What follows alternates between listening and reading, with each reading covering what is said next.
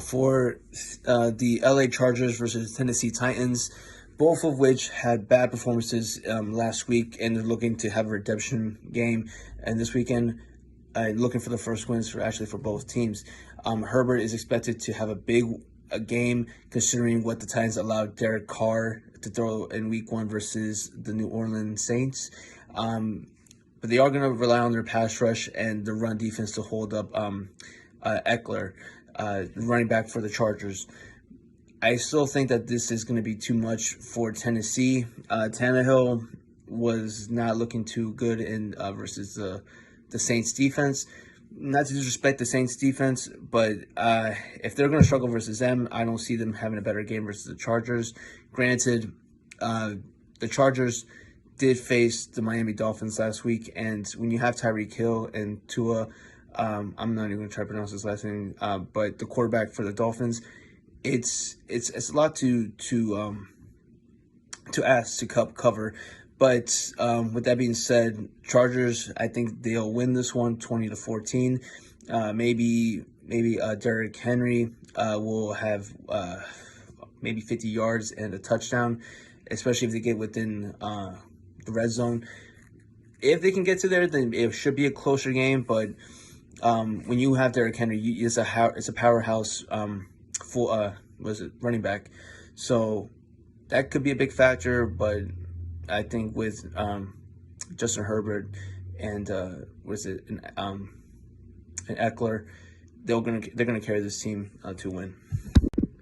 Now for Green Bay versus Falcons or Atlanta Falcons, the Jordan Love era started off strong, coming off with a big rivalry win against their division rivals, the Chicago Bears. While Falcons, they were led by Bijan Robinson, won as well versus the Panthers, who were just looking like they might be bottom of the league this year, but we'll see. Now, anyways, Love and the Packers won more convincingly versus a better side, but the main matchup is going to be the Packers' run defense versus Bijan Robinson and Tyler Algier. So both running backs for Atlanta Falcons. I don't think that the quarterback is going to be all too helpful in this game. But also, if Aaron Jones is healthy to start, I know he's listed as questionable for this game. If he's there, this is an easy win for Green Bay, and I'm actually going to say this is going to be a blowout for them, 35-7. And I'm being generous with that one touchdown for the Falcons, but you never know. So I'm just going to still say that the 35 is going to be a solid choice for Green Bay. So now Bears versus Bucks. Bears and Justin Fields are going to face Baker Mayfield and Tampa Bay Buccaneers. They're going to Florida, so it's going to be a big home field advantage for Tampa Bay. And I think they are going to continue to build on that surprise win that they had over the Vikings, which to me is a surprise win. But as I mentioned when talking about the Vikings and Eagles game, when you have the receiver core of Evans and Godwin, it's hard to fail. And as long as Baker Mayfield keeps that protection he had in the pocket, I don't think he was sacked too many times in the game or at all. But with the Bears, they are going to try to play with that pass rush, forcing Baker Mayfield to make quick decisions. And despite a few injuries on the defense, I still see the Buccaneers winning this one. I'm guessing 24-13. I'm not sure. I mean, if the Bucs were able to maintain the Vikings to that level score, I don't see them having a problem doing that with the Bears in this one. Now for Green Bay versus Falcons or Atlanta Falcons, the Jordan Love era started off strong, coming off with a big rivalry win against their division rivals, the Chicago Bears. While Falcons, they were led by Bijan Robinson, won as well versus the Panthers, who were just looking like they might be bottom of the league this year, but we'll see. Now, anyways, Love and the Packers won more convincingly versus a better side, but the main matchup is going to be the Packers' run defense versus Bijan Robinson and Tyler Algier. So both running backs for Atlanta Falcons. I don't think that the quarterback is going to be all too helpful in this game. But also, if Aaron Jones is healthy to start, I know he's listed as questionable for this game. If he's there, this is an easy win for Green Bay, and I'm actually going to say this is going to be a blowout for them, 35-7. And I'm being generous with that one touchdown for the Falcons, but you never know.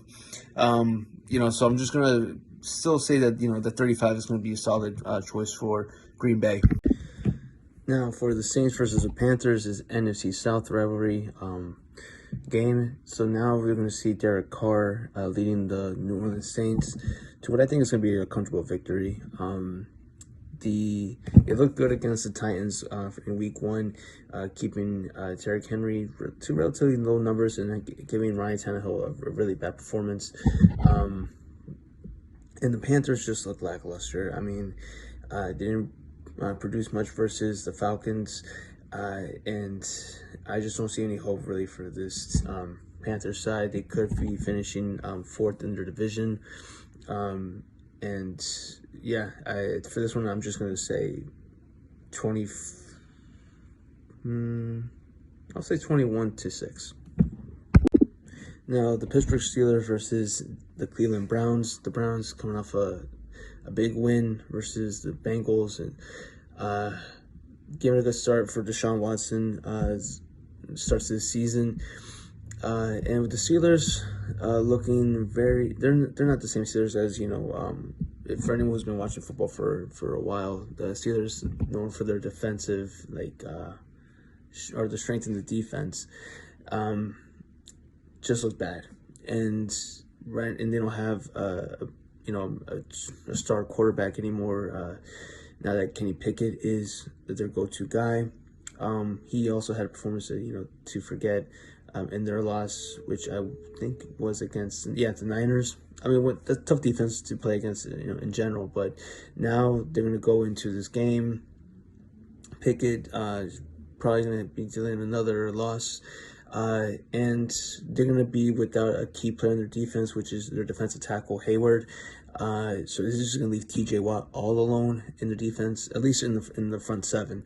As far as for secondary, I'm not too sure who they have, but seeing what they let Brock Purdy do, I would imagine that Deshaun Watson is just going to be throwing touchdowns all day. So this is going to be a blowout, and I'm going to say that it's going to be a 28-7 win for the Browns.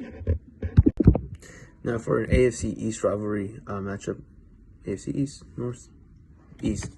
Anyway, Patriots versus Dolphins. Dolphins coming out with a win versus the Chargers, which I think was probably expected, and the Patriots coming off a loss versus the Eagles, which a lot of people predicted for sure as well for that one. Now, both teams are going to be really relying on the passing game. Tua, especially when you going to utilize Tyreek Hill. Now, he did have a big game versus the Chargers, but the Chargers passing defense in the secondary is not that great compared to the New England Patriots. So, with that being said, I'm expecting Mac Jones and Tua to have big numbers for this weekend. But I'm still going to say the Dolphins are going to continue the winning streak to not to make it a streak, which will probably put Mac Jones and Bill Belichick in a little bit of a panic. I don't remember the last time they started 0-2, especially after Tom Brady, but that was quite a while ago. But yeah, for this one, I'm guessing the Dolphins are going to win 20-14.